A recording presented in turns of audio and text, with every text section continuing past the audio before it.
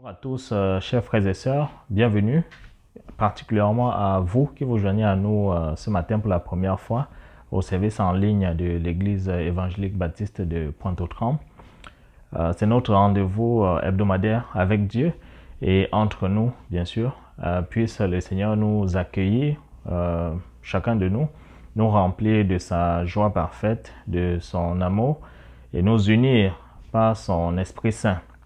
J'espère que vous allez bien et que vous avez passé une bonne semaine malgré la situation inédite que nous traversons depuis plusieurs semaines. Aux personnes qui nous joignent pour la première fois, une petite information pour vous. Rendez-vous sur notre site internet epat.ca, epat.ca, pour d'autres nouvelles sur notre Église. Alors, je vais... comme je parlais tantôt de l'amour, des liens fraternels qui nous unissent malgré que nous soyons éloignés, que nous soyons contraints de respecter la distanciation sociale et d'être éloignés, pour certains isolés. Cet amour fraternel nous unit et j'en profite pour remercier toute l'équipe qui se mobilise depuis plusieurs semaines pour appeler les membres, pour aider à ce que ces liens les contacts soient maintenus, que nous puissions avoir les nouvelles les uns des autres. Donc, au nom du conseil d'église, je dis merci à toute cette charmante équipe. Et puisque je parle d'amour, je vais partager avec vous un passage tiré de la première lettre de Jean. Donc, je vous invite à prendre votre Bible et à tourner avec moi dans 1 Jean au chapitre 4, les versets 17 à 21. 1 Jean, chapitre 4, versets 17 à 21. Je lis pour nous dans la version Parole de vie. Si l'amour est parfait en nous, nous pouvons être pleins de confiance pour le jour où Dieu nous jugera. Pourquoi? Parce que notre vie dans le monde ressemble à celle de Jésus-Christ. Quand on aime, on n'a pas peur. L'amour parfait chasse la peur. En fait, on a peur quand on attend une punition. Celui qui a peur n'aime donc pas de façon parfaite. Mais nous aimons parce que Dieu nous a aimés le premier. Si quelqu'un dit « j'aime Dieu » et s'il déteste son frère ou sa sœur, c'est un menteur. En effet, celui qui n'aime pas un frère ou une sœur qu'il voit, il ne peut pas aimer Dieu qu'il ne voit pas. Voici le commandement que Dieu nous a donné. Celui qui aime Dieu doit aussi aimer son frère et sa sœur. Alors, chers frères et sœurs, simplement ce que je peux dire après avoir lu ce texte, c'est que c'est Dieu qui nous a aimés en premier.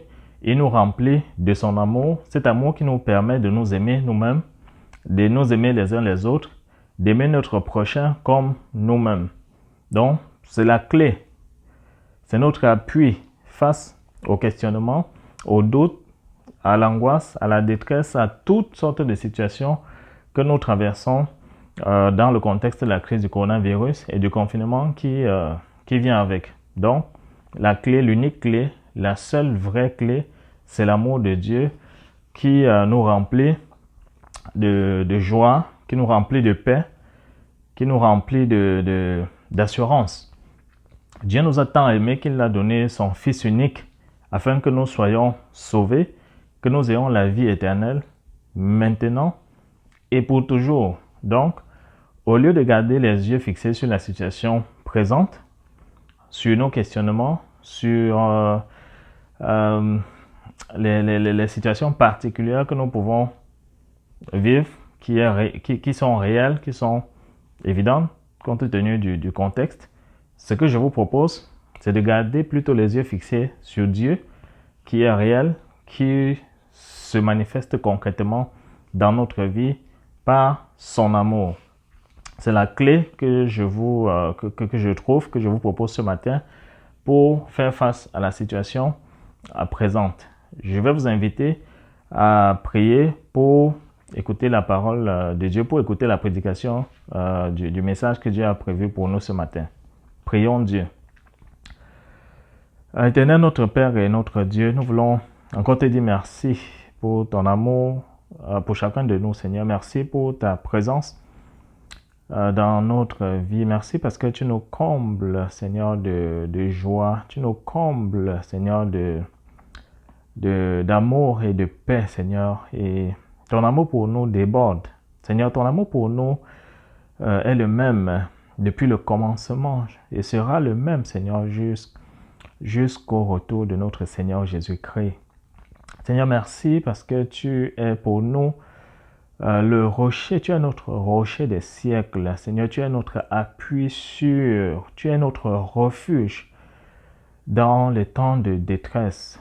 Seigneur, nous voulons, ô Père, nous appuyer sur toi. Nous voulons nous confier en toi, Seigneur, dans ces temps difficiles. Seigneur, merci parce que tu nous mets à cœur, Seigneur, en tant que tes enfants, en tant que ton peuple, en tant que ceux qui te connaissent, Seigneur, de nous aimer les uns les autres, Seigneur, de manifester cela, Seigneur, à travers des actes concrets.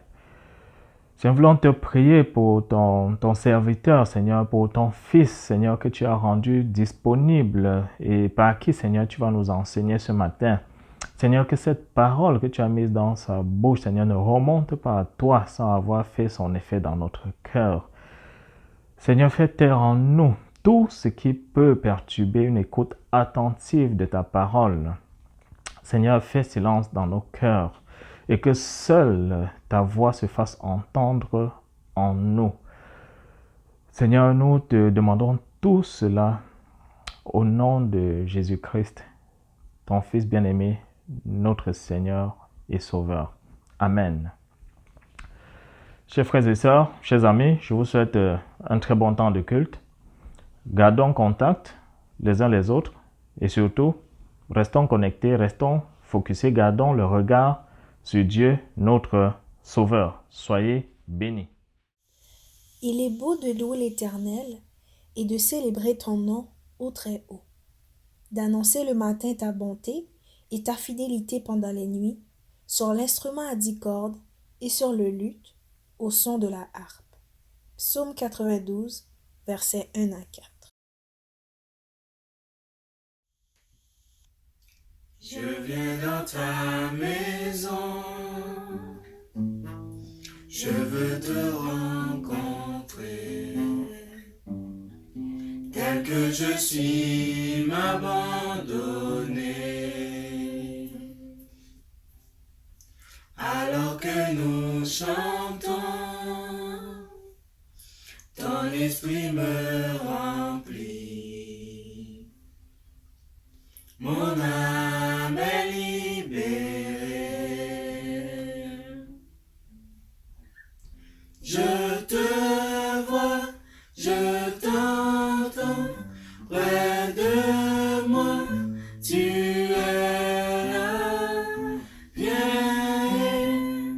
souffle sur moi. Je ressens ta présence comme un feu, comme un vent. Jésus, je veux plus de toi.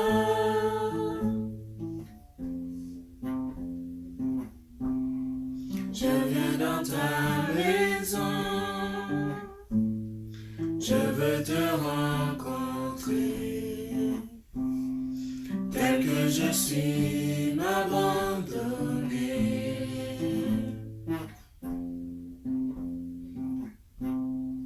Alors que nous chantons, ton esprit me remplit.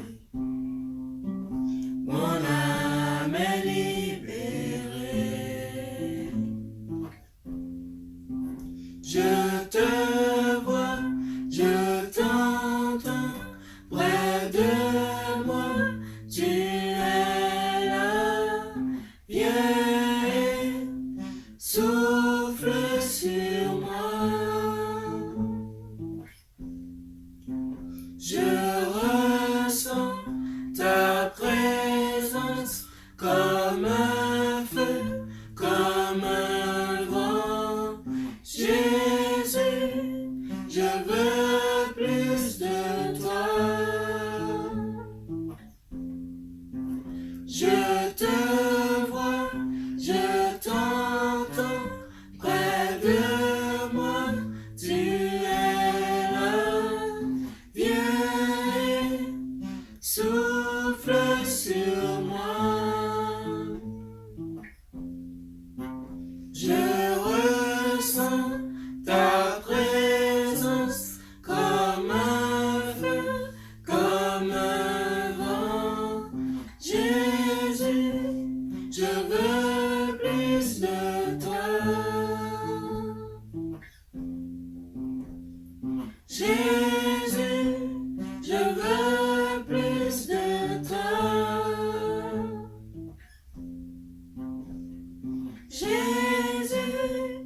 Je veux plus de toi.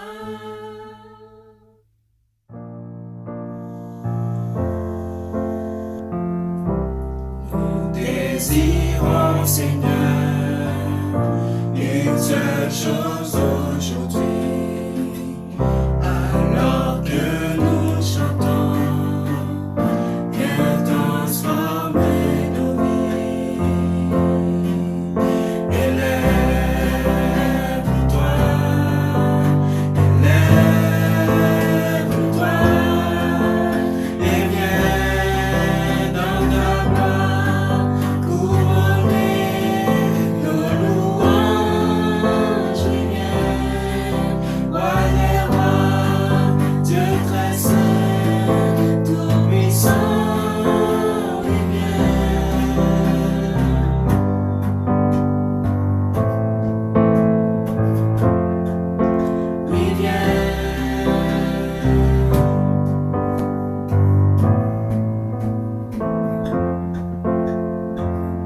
Nous désirons, Seigneur, une seule chose aujourd'hui.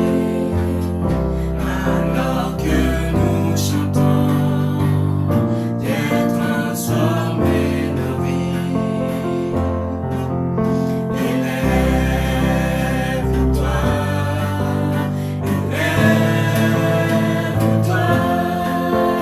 élève-toi, élève-toi,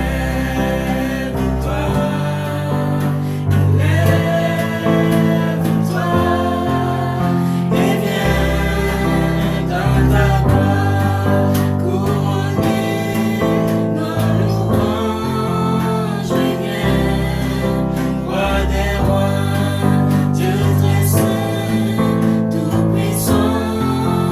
Oui, viens dans ta gloire couronner nos louanges. Oui, viens, roi des rois, Dieu très saint, tout-puissant. Oui, viens.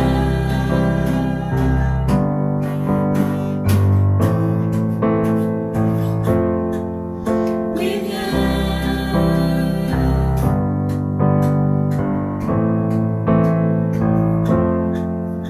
Oui, viens. Que la grâce de Dieu soit avec vous tous ce matin. Quelle joie de nous retrouver par ce moyen pour continuer notre cheminement avec Jésus dans ses rencontres avec des personnes après sa résurrection. Dimanche dernier, nous avons parlé de sa rencontre avec Pierre, et l'homme qui avait honte. Aujourd'hui, nous allons parler de sa rencontre avec Thomas, l'homme qui avait douté. L'homme qui avait douté. Nous allons le faire sur la base de Jean, chapitre 20, versets 19 à 29. Je lis pour vous. Jean, chapitre 20, versets 19 à 29. Le soir de ce jour, le jour de la résurrection de Jésus-Christ, qui était le premier de la semaine, les portes du lieu où se trouvaient les disciples étant fermées à cause de la crainte qu'ils avaient des Juifs, Jésus vint, se présenta au milieu d'eux et leur dit « La paix soit avec vous ». Et quand il lui dit cela, il leur montra ses mains et son côté. Les disciples furent dans la joie en voyant le Seigneur. Jésus leur dit de nouveau « La paix soit avec vous. Comme le Père m'a envoyé, moi aussi, je vous envoie. » Après ces paroles, il souffla sur eux et leur dit « Recevez le Saint-Esprit. Ceux à qui vous pardonnerez les péchés, ils leur seront pardonnés, et ceux à qui vous les retiendrez, ils leur seront retenus. » Thomas, appelé Didyme, l'un des 12, n'était pas avec eux lorsque Jésus vint. Les autres disciples lui dirent donc « Nous avons vu le Seigneur !» Mais il leur dit « Si je ne vois dans ses mains la marque des clous, et si je ne mets mon doigt dans la marque des clous, si je ne mets ma main dans son côté, je ne croirai point. » 8 jours après, les disciples de Jésus étaient de nouveau dans la maison et Thomas se trouvait avec eux. Jésus vint, les portes étant fermées, se présenta au milieu d'eux et dit, « La paix soit avec vous. » Puis il dit à Thomas, « Avance ici ton doigt et regarde mes mains. Avance aussi ta main et mets-la dans mon côté. Et ne sois pas incrédule, mais crois. » Thomas lui répondit, « Mon Seigneur et mon Dieu. » Jésus lui dit, « Parce que tu m'as vu, tu as cru. Heureux ceux qui n'ont pas vu et qui ont cru. » C'est ici la parole du Seigneur. Qu'elle soit bénie pour notre commune édification. Frères et sœurs en Jésus-Christ, chers amis, le doute est une réalité commune à tous les humains. Tout le monde a des questions et tout le monde a des doutes à un moment ou à un autre. Je dirais que celui qui n'a jamais douté lève la main. Qu'il lance la première pierre sur Thomas, l'homme de qui nous allons parler aujourd'hui. Thomas est celui qui est vu comme le douteur par excellence pour avoir demandé des preuves de la résurrection de Jésus. Le doute est une réalité même dans la vie de grands hommes et de grandes femmes de Dieu.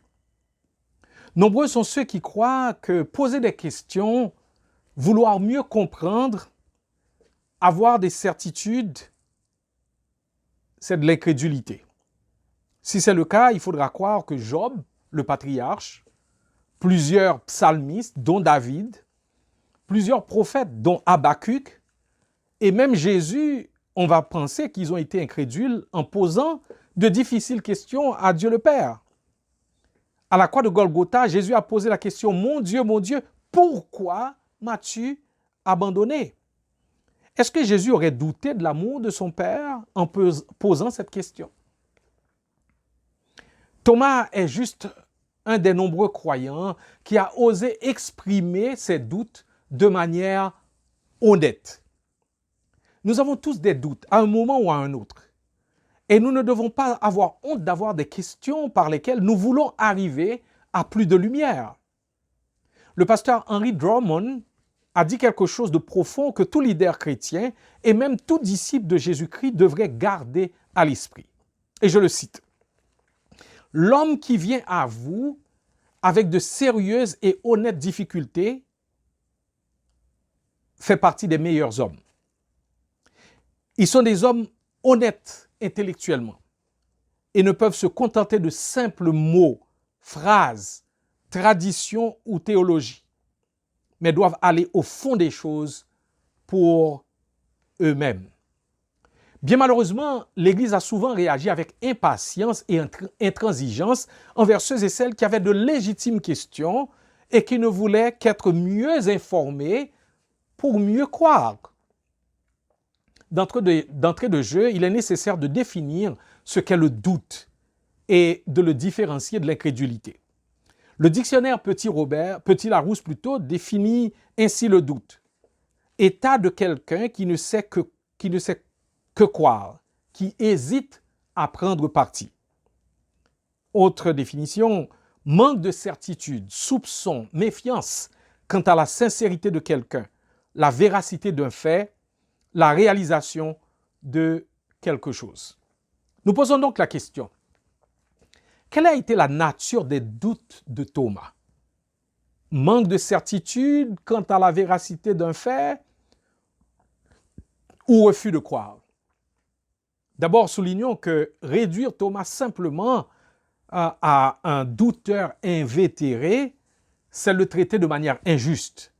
Comment fait foi ce portrait que nous pouvons tracer de lui au travers des mentions qui sont faites de lui dans les évangiles. Et dressons ce portrait. Premièrement, Thomas croyait en Jésus et l'a suivi avec les autres disciples pendant 3 ans. Et Thomas était loyal et prêt à mourir avec Jésus. Je peux lire en Jean chapitre 11, verset 16. Jean chapitre 11, verset 16. Après que Jésus ait annoncé aux disciples qu'il voulait aller à Jérusalem. Sur quoi Thomas, appelé Didyme, dit aux autres disciples, allons aussi afin de mourir avec lui. Allons aussi afin de mourir avec lui. Thomas était un homme loyal, mais aussi courageux. Il était prêt à monter à Jérusalem avec Jésus, et s'il fallait que Jésus meure, il était prêt lui aussi à mourir. Thomas aussi était un homme qui avait besoin de toutes les informations disponibles pour se faire une idée. Oh, peut-être qu'il y en a qui m'entendent maintenant, qui vont se dire, ça c'est moi. Et ils ont besoin de toutes les informations disponibles pour se faire une idée. Et ils ont l'esprit un petit peu cartésien. Thomas était un homme qui n'adoptait pas une conviction simplement parce que c'était celle de la majorité. En Jean chapitre 20, nous lisons ceci, verset 25. Jean chapitre 20, verset 25. Et je vais lire versets 24 et 25. Thomas, appelé Didyme, l'un des 12, n'était pas avec eux lorsque Jésus vint. Les autres disciples lui dirent, nous avons vu le Seigneur. Mais il leur dit, si je ne vois pas dans ses mains la marque des clous, et si je ne mets mon doigt dans la marque des clous, si je ne mets ma main dans son côté, je ne croirai point. Donc, les autres étaient la majorité. Ils pouvaient dire, puisque la majorité l'a vu, eh bien moi-même, je n'ai qu'à me rallier. Non. Lui, il veut avoir une conviction claire, basée sur des faits. Donc, ce n'est pas quelqu'un qui adoptait une conviction parce que simplement la foule allait dans cette direction. Thomas était aussi un homme qui a douté à un moment donné et qui a honnêtement verbalisé son doute. En Jean chapitre 20, verset 25, il a verbalisé son doute et il le dit sans embâge, il le dit clairement. Nous devons souligner une chose, retenez bien ceci. Une crise de la foi est une opportunité de découvrir le vrai Dieu. Une crise de la foi est une opportunité de découvrir le vrai Dieu. Et c'est ce qui va être le cas pour Thomas. Donc nous avons traité un portrait de Thomas, mais voyons la regrettable absence de Thomas.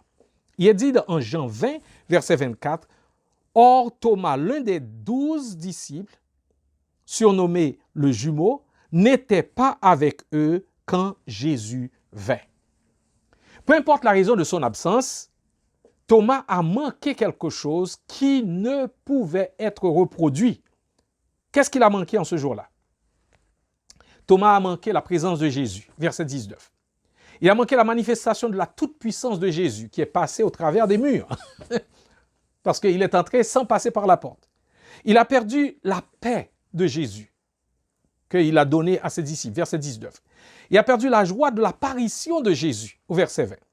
Il a perdu la commission donnée par Jésus, au verset 21. Il a perdu les provisions de Jésus. Jésus a soufflé sur lui et a dit « Recevez le Saint-Esprit ». Les 10 autres lui ont dit ce qu'il a manqué. Mais Thomas a appris par la façon la plus dure qu'il y a des choses qu'on doit soi-même expérimenter. Il y a des choses que la meilleure description verbale ne peut communiquer. Il faut le voir et l'expérimenter soi-même. Quand nous abandonnons notre assemblée, comme c'était la coutume de quelques-uns depuis le 1er siècle, nous sommes souvent les grands perdants. Les perdants de bénédiction que Dieu a pour nous, pas seulement pour nous, mais pour nos frères et sœurs. N'imitez pas Thomas dans son absence. En ces jours de Covid-19, nous ne pouvons pas être dans le même lieu. Mais quand cette crise aura passé, eh bien, ne vous privez pas de l'assemblée des saints. N'imitez pas Thomas dans son absence. Imitez les autres disciples dans leur présence dans les assemblées chrétiennes. Parce que c'est là que le Seigneur Jésus envoie la bénédiction, la vie pour l'éternité. Considérons maintenant l'honnête doute de Thomas. Donc nous avons parlé de son portrait, nous avons parlé et de son absence. Maintenant, l'honnête doute de Thomas.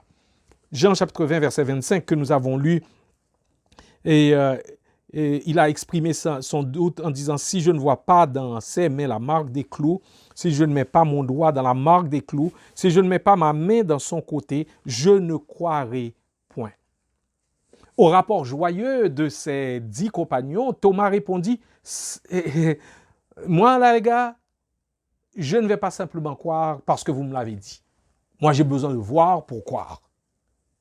En quoi consiste le doute de Thomas? Le doute de Thomas consiste à vouloir des faits, à vouloir des évidences.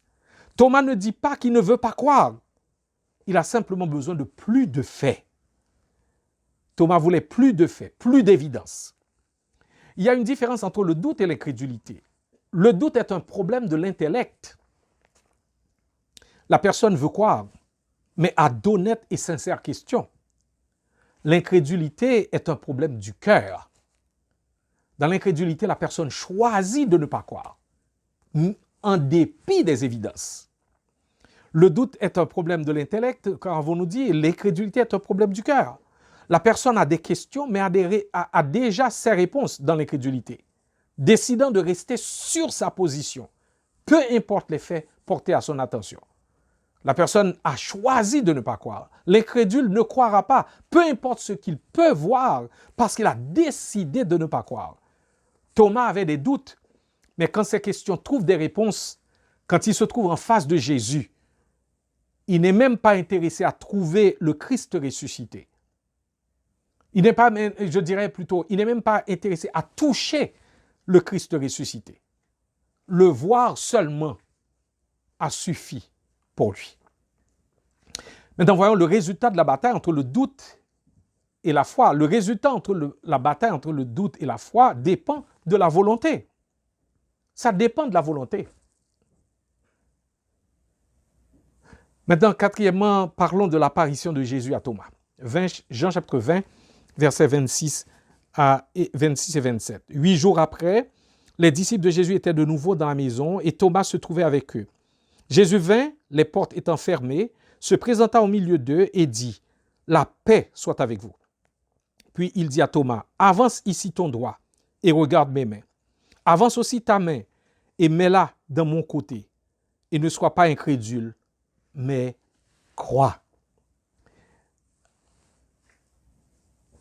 Quel dénouement pour Thomas. Quel dénouement pour Thomas.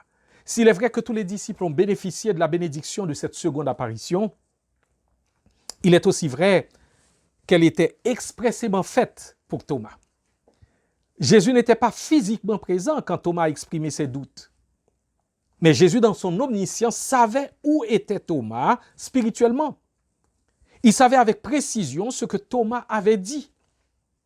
Il est venu expressément parce qu'il n'est pas indifférent aux doutes honnêtes et sincères de quelqu'un qui veut croire et qui n'attend qu'une aimable et providentielle poussée, qui n'attend qu'un fait décisif et convaincant, qui n'attend que la présence de Jésus. Jésus est patient avec les croyants lents et hésitants, les croyants qui, à certains moments, doutent. Ô toi qui luttes depuis longtemps avec des problèmes de la foi qui te paraissent insolubles, avec des questions qui te paraissent sans réponse, Jésus n'est pas indifférent à tes honnêtes et sincères questions. Lui qui n'était pas indifférent aux doutes de Thomas, aux questions et raisonnements de Philippe, de Nicodème, du jeune homme riche, il n'est pas indifférent aux problèmes de tes doutes. Le doute dit « j'attends pour croire ». L'incrédulité dit « je ne croirai pas, no matter what ». Peu importe les évidences, je ne croirai pas. Le doute est de l'honnêteté. L'incrédulité est de l'obstination, de l'entêtement. Le doute cherche la lumière. L'incrédulité est contente des ténèbres. Comment Jésus a-t-il transigé avec le doute de Thomas? Jésus lui a donné des faits. À moins qu'une personne ne soit tombée dans un grand aveuglement, il ne peut que céder face à des faits. Jésus est venu et a dit à Thomas, « Mets ton doigt ici et regarde mes mains. Avance ta main et mets-la dans mon côté. » Thomas disait que ce que cela lui prenait pour croire, c'était exactement de mettre son doigt à la place des clous et sa main dans son côté. Jésus lui a offert ce qu'il demandait. Je ne connais pas tes doutes, toi qui m'écoutes maintenant. Je ne connais pas ton cœur, les luttes que tu mènes à l'intérieur de toi pour croire.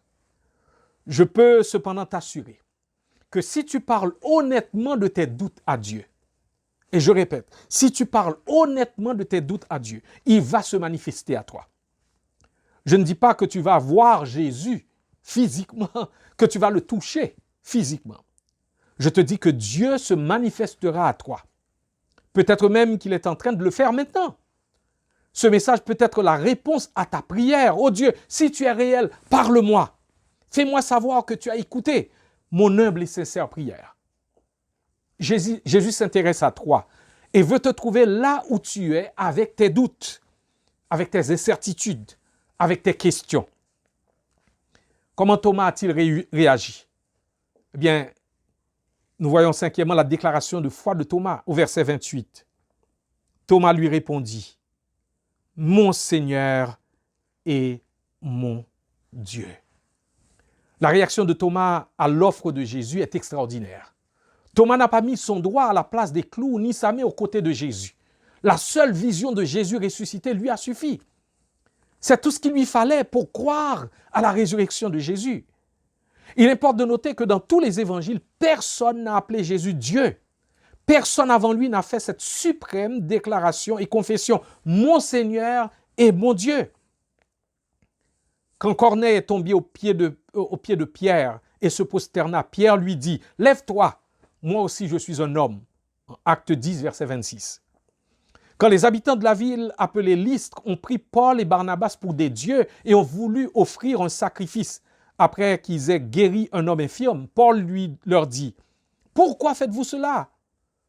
Nous sommes nous aussi des hommes de même nature que vous et nous vous annonçons comme une bonne nouvelle. » Acte 14, verset 15. Quand l'apôtre Jean sur l'île de Patmos eut fini de voir tout ce qui lui a été montré par un ange, Jean écrit, « Je tombais aux pieds de l'ange qui me les montrait pour l'adorer, mais il me dit, garde-toi de le faire.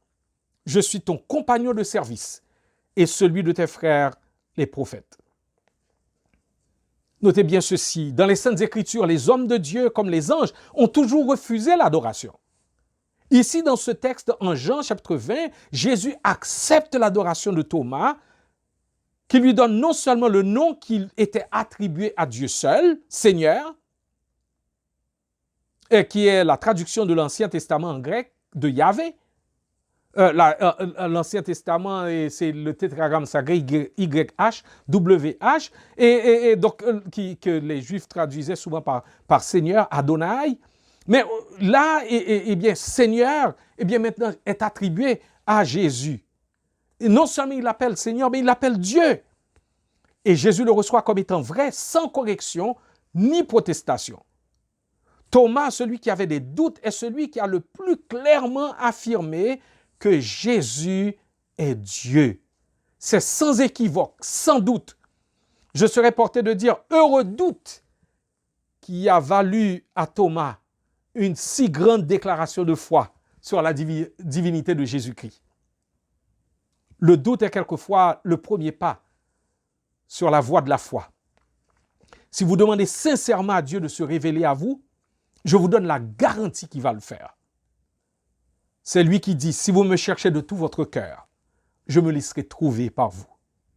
Je ne vous dis pas qu'il va nécessairement se révéler comme vous le voulez, comme ce jeune homme qui avait pris des morceaux de bois, les avait mis en forme de croix et avait dit à Dieu de les faire bouger pour pouvoir croire.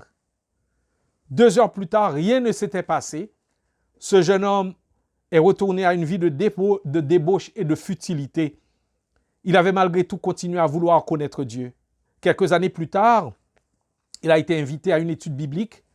Au beau milieu de l'étude, quelqu'un a lu Éphésiens 2, versets 8 et 9. L'Esprit de Dieu lui a parlé si fortement par ces versets qu'il est sorti en courant pour aller marcher tout seul dans un champ. Et là, il a remis sa vie entre les mains de Jésus-Christ comme étant son Sauveur et son Seigneur. Si tu es en train de chercher Dieu de tout ton cœur, tu peux lui demander sincèrement de se faire connaître à toi. Et sois sûr qu'il le fera par ses moyens et en son temps. La tradition de l'Église et d'autres sources fiables disent que Thomas est devenu un puissant évangéliste en Inde de l'an 52 à l'an 72. Et on dit qu'il a fondé plusieurs églises. Concluons. Cette histoire révèle qu'il est permis d'exprimer à Dieu nos sincères doutes et nos honnêtes questions. Cette histoire révèle que Jésus n'est pas indifférent à nos sincères doutes. Cette histoire confirme que l'aventure de la foi commence par une rencontre personnelle avec Jésus. Cette histoire révèle aussi que toute foi chrétienne authentique commence par la confession de qui Jésus est. Il est le Fils du Dieu vivant. Il est le Seigneur. Il est Dieu. La foi se définit par rapport à lui et non par rapport à un système religieux, par rapport à des rites ou un credo mémorisé ou récité. La foi se définit par une saisie et la confession de qui Jésus est. L'apôtre Paul a écrit dans sa lettre aux Romains, au chapitre 10, verset 9, « Si de ta bouche tu affirmes devant tous que Jésus est le Seigneur, et si tu crois de tout ton cœur que Dieu l'a ramené d'entre les morts, tu seras sauvé. Car par le cœur en effet, c'est par le cœur en effet que l'on croit, et c'est par la bouche qu'on affirme, et Dieu sauve qui fait ainsi. » Et enfin, nous avons tous douté à un moment ou à un autre, comme Thomas, mais Dieu se révèle à nous au travers du témoignage des apôtres. Dieu est venu vers nous en Jésus-Christ qui s'est fait chair, de sorte que des hommes pouvaient le voir, l'entendre, le toucher. Il est mort pour nos péchés. Il est ressuscité. Et il s'est montré à ses disciples, à Pierre, à Jacques, à Jean, à tous ses apôtres, à plus de 500 frères en même temps. Et la foi aujourd'hui ne se fonde pas sur une vision physique de Jésus, mais sur le témoignage des apôtres qui l'ont vu, qui lui ont parlé, qui l'ont entendu.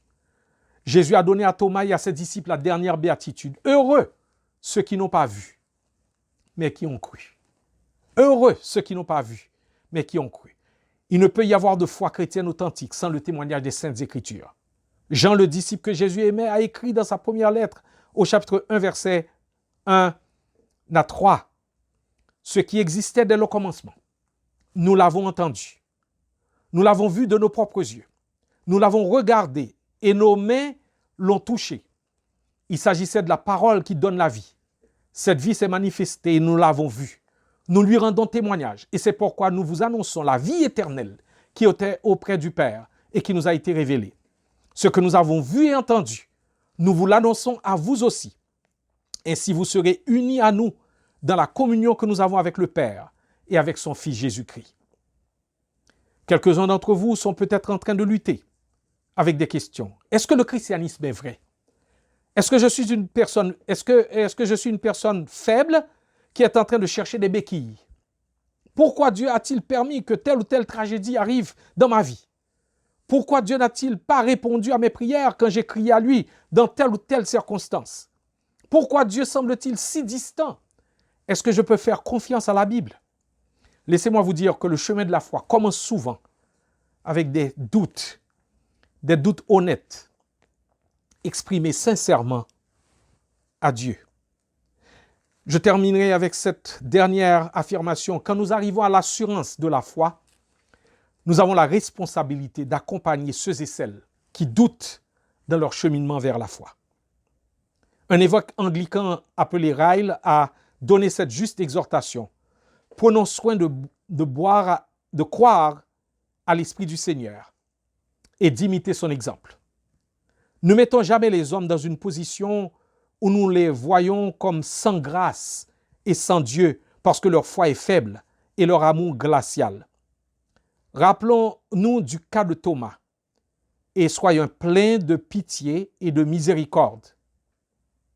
Notre Seigneur a de nombreux enfants faibles dans sa famille et plusieurs élèves lents dans son école, plusieurs soldats non façonnés dans son armée, plusieurs brebis boiteuses dans son troupeau.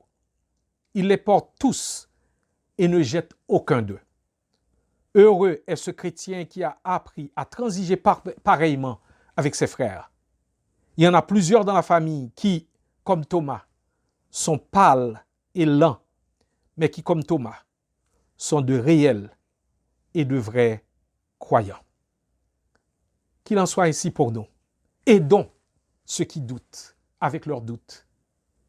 Comprenons-les, marchons à côté d'eux, dans l'espoir que l'Esprit de Dieu les éclairera et qu'un jour, ils deviendront fermes dans leur foi, comme Thomas l'a été après cette rencontre. Prions Dieu. Père Céleste, merci pour ta parole. Elle vient nous rencontrer dans notre lieu spirituel propre. Toi seul connais ceux qui, comme Thomas, sont dans une phase de doute, se posent plein de questions et ne semblent pas trouver de réponse. Rencontre-les là où ils sont et viens au secours de leur faible foi. Amène-les à se relever, à affirmer leur foi en Jésus-Christ et à collaborer avec lui dans ce qu'il est en train de faire dans ce monde. Nous te prions pour cette communauté ecclésiale. Nous te demandons de la fortifier. Il y en a dont la foi vacille en ces jours de grande affliction. Il y en a qui sont découragés.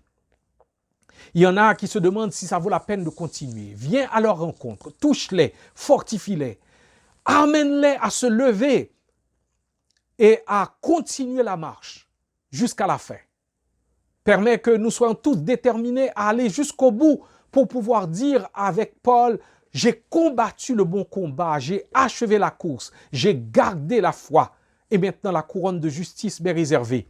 Le Seigneur, le juste juge, me la donnera en ce jour-là, non seulement à moi, mais à tous ceux qui auront aimé son avènement. Père, emploie-nous comme bon te semble. D'abord dans notre famille, aide-nous à être des disciples fidèles dans notre entourage, auprès de nos amis, que nous ne pouvons pas rencontrer, mais à qui nous pouvons écrire, à qui nous pouvons envoyer des courriels, que nous pouvons téléphoner. Et emploie-nous comme bon te semble, pour que de nombreuses personnes rencontrent Jésus-Christ et développent une foi ferme, dynamique, personnelle, vivante, pour la gloire de ton Fils bien-aimé Jésus-Christ. Que Jésus trouve en eux la récompense de ses souffrances et que toi, tu sois glorifié dans le Fils de ton amour. C'est en son nom que nous t'avons ainsi prié. Amen.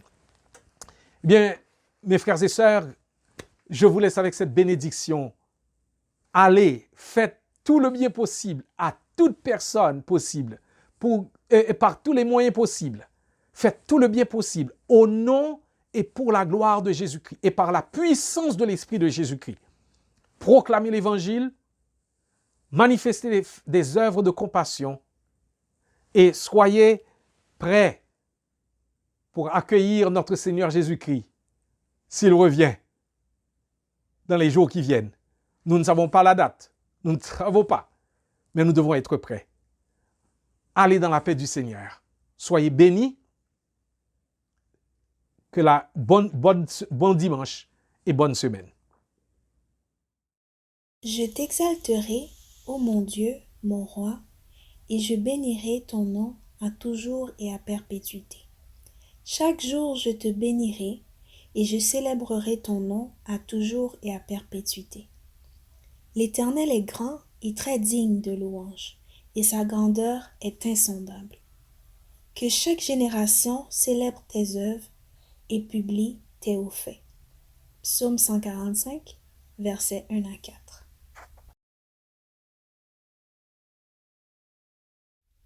Jésus, que ton règne vienne, ta volonté soit faite en nous. Jésus, nul n'est comparable, Sauveur admirable, révèle ton amour. Roi des cieux, viens vers nous, Roi des cieux, viens en nous, que ta gloire brille comme en plein midi, Roi des cieux descend, Roi des cieux, viens pour nous, qui tiendra devant nous, car ton nom puissant nous rend triomphants, Roi des cieux descend. Nous sommes enfants de ta grâce, sauvés pour ta gloire.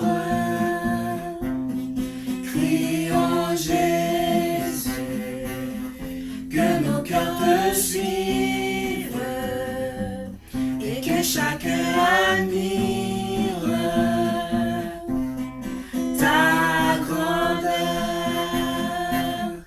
Roi des cieux, viens vers nous. Roi des cieux, viens en nous. Que ta gloire brille comme en plein midi. Roi des cieux, descends. Roi des cieux, viens pour nous. Qui tiendra devant nous? Car ton nom puissant nous rend triomphants. Roi des cieux, descends. Roi des cieux, descends. Roi des cieux, descends. Roi des cieux, descends. Roi des cieux, descends.